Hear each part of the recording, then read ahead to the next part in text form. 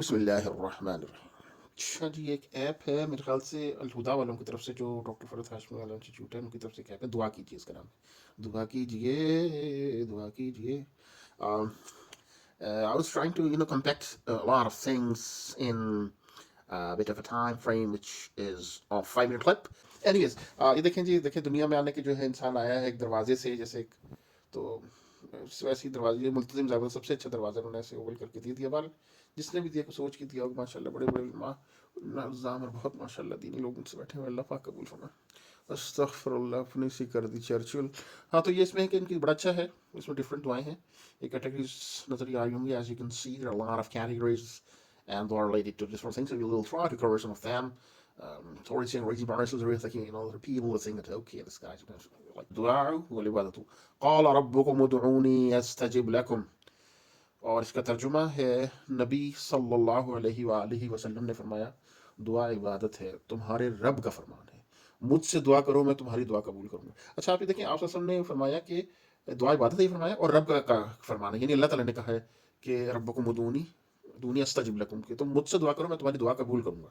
ٹھیک ہے، تو یہاں پہ ہم مسلمانوں نے کیونکہ ہر چیز میں پنگا، جو چیز آئی ہوتی ہے اس میں امتوں کا رہا ہی ہے، جس طرح سے عیسیٰ علیہ السلام آئے تو ان کو پنگا مار کے انہوں نے وہ بنا دیا جناب، کیا کہتے ہیں،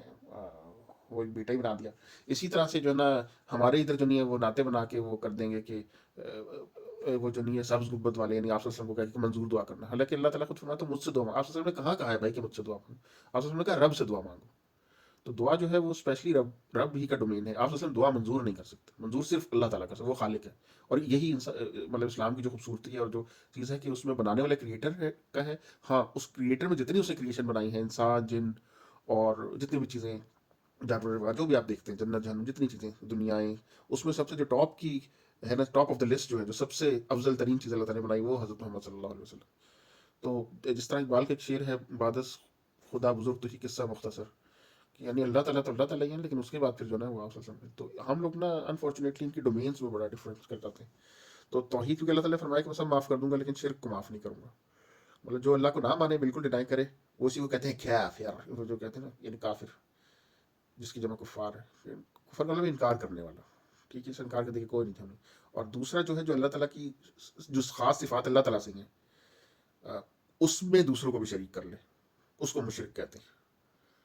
مشرک یعنی کہ اس نے شرک کر دیا، اس نے پارٹنر ایسوسیٹ کر دیا، تو یہ دونوں کے دونوں ہمیشہ کے لیے جہنم داخلین ہو جائیں گے۔ اس کا نکاح تو یہ بندہ کیوں کرے خام خواہ، اور وہ بھی مطلب ہے کہ تو اس لیے جب آپ وسلم کی ذات کے اوپر بھی ہمیں، حضرت محمد صلی اللہ علیہ وسلم کے اوپر بھی ہمیں دیکھنا پڑتا ہے کہ کہیں ہم ان کی تعریف میں یا ان کی اس میں کہیں اللہ تعالیٰ کی اس میں ڈومین میں تو نہیں شامل کر رہے۔ جب ان کا دیکھنا پڑتا ہے تو باقی سارے تو پھر مطلب وہی بات آتی ہے کہ شاہی کوئی نہیں رہتی پھر۔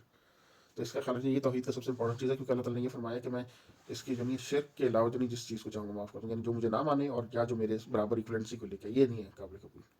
کیونکہ وہی بنانے والا ہے۔ اس کی میں اکثر مثال پرسنلی جو مجھے سمجھ آئی ہے اس طرح سے کہ آپ اگر اپنا گھر دیتے ہیں کسی کو کرائے کے اوپر، ٹھیک ہے، رہنے کے لیے، یا چیزیں دیتے ہیں اپنی، وہ یوز کرتا ہے اور اس کے بعد آپ کو کرایہ نہیں دیتا، ٹھیک ہے، کرایہ بھی نہیں دے رہا،